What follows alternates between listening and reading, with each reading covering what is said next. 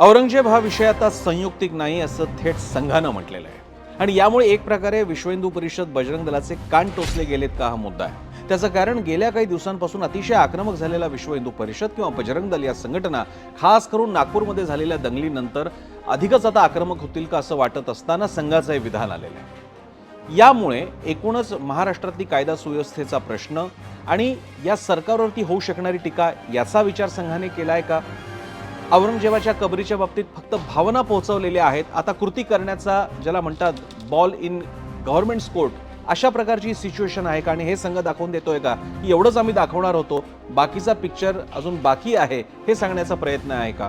काय होणार आहे? औरंगजेबाची कबर तशीच राहणार? हा वाद आता औरंगजेबाच्या कबरीमध्ये जाऊन गाडला गेलेला आहे का अजूनही हे भूतकाळाचं भूत पुन्हा एकदा वारून वर येऊ शकतं? मुद्दे अनेक आहेत, चर्चा होणं बाकी आहे। ती चर्चा असेल आज रात्री 7:56 झिरो ओव्हरमध्ये। माझ्यासोबत पाहायला विसरू नका झिरो ओव्हर एबीपी माझावर।